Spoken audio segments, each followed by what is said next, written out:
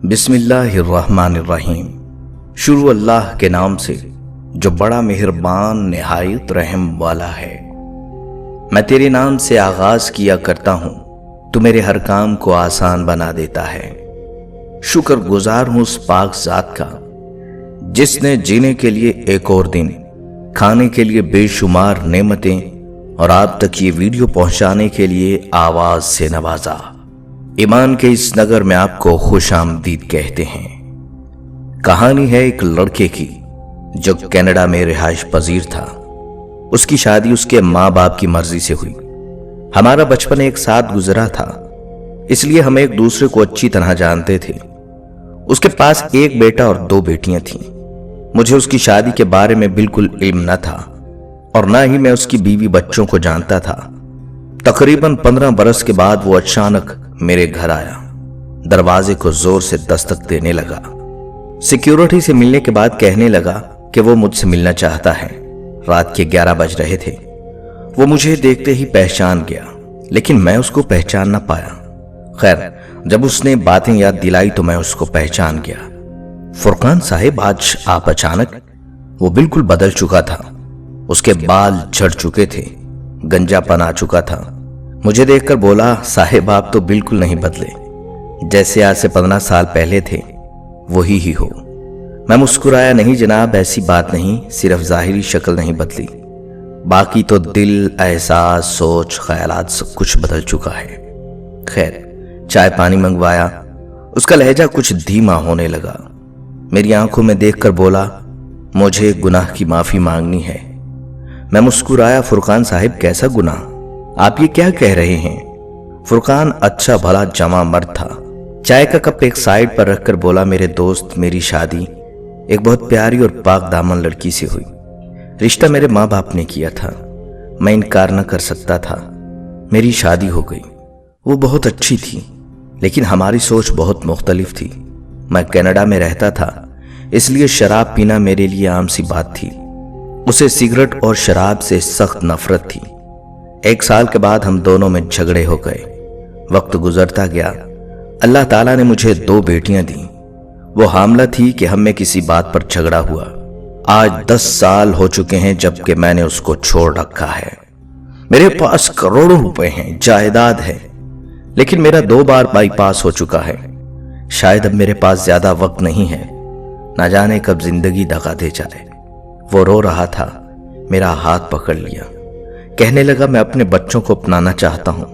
मुझे बहुत तेज बुखार था, मुझ में हिम्मत न थी, फिर भी उसके कंधे पर हाथ रखा और कहा, तुम परेशान ना हो, अल्लाह बेहतर करेगा। वो बिल्कुल बिलक बिलक कर रो रहा था। कहने लगा, मेरे बच्चों का क्या कसूर था? मेरी अना, मेरे गुरूर ने उनको न जाने कितने दर्द दिए होंगे। मैं अपनी बेटियों को सीने लगाना चाहता हूं। मुझे मेरे बीवी बच्चों के पास जाना है, मैं सब कुछ लुटा दूंगा। मैंने पूछा, तुमने दूसरी शादी क्यों नहीं की?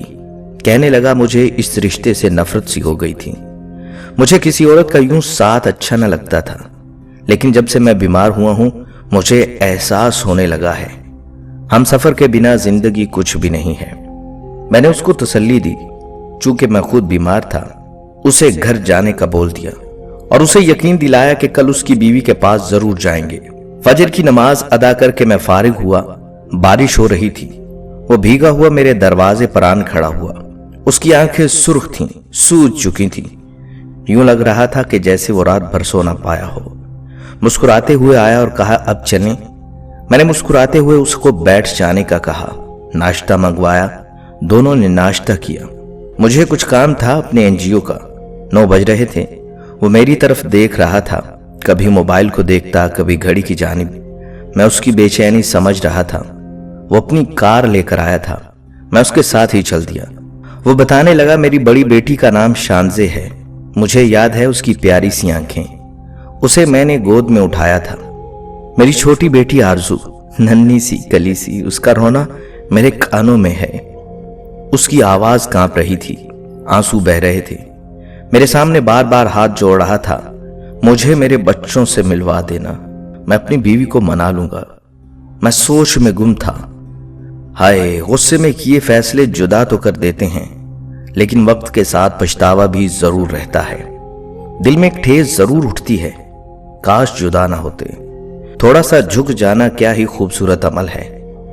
हम एक गांव में पहुंचे। उसने अपने ससुराल के घर के सामने गाड़ी रोकी। 10 साल बाद वो वहां लौटा था। कहने लगा, ये मेरी बीवी के घर का दरवाजा है। उसने दरवाजे पर दस्तक दी। कुछ लम्हे बाद एक छोटा लड़का बाहर आया। हमको देखकर खामोश खड़ा रहा। मैंने नाम पूछा, फिर पूछा अपने पापा को भेजो। वो आहिस्ता से बोला, पापा नहीं है, मामा है। दौड़ता हुआ घर गया। इतने में एक औरत बाहर आई। वो औरत फुरकान की बीवी सज्जल की भाभी थी। फुरकान रोने लगा, भाभी सज्जल कहाँ है? भाभी गुस्सा करने लगी। मैंने समझाया, प्लीज गुस्सा ना करें। खैर मुख्तसर ये कि भाई भी आ गए सज्जल के। मालूम हुआ माँ बाप मर चुके हैं। सज्जल का बोझ हम नहीं उठा सकते थे। वो दूसरे मोहल्ले में किराए के घर में अकेली रहती है बच्चों के साथ। हम वहां चल दिए। वो कच्चा सा मकान, लकड़ी का दरवाजा, घर तो बराए नाम था। दस्तक क्या देते अंदर दाखिल हुए। गोरी चिट्टी सी बिल्कुल एक गुड़िया, पुराने से कपड़े पहने नलके के पास बैठकर बर्तन धो रही थी। दूसरी लड़की नंगे पांव झाड़ू दे रही थी। फुरकान देखते ही अपनी बेटियों को पहचान गया। आंखों में आंसू थे। जमीन पर बैठकर रोने लगा। वो इतनी जोर से रो रहा था कि मोहल्ले के लोग जमा हो गए। अपनी बेटियों को इस हालत में देखकर वो तड़प उठा था। मेरी शानज़े, मेरी आरज़ू, सीने से लगाकर इतना रोया कि हर आंख अश्क बार हो गई। वो बच्चियां नहीं जानती थी कि वो उनका बाबा है। वो डर गईं।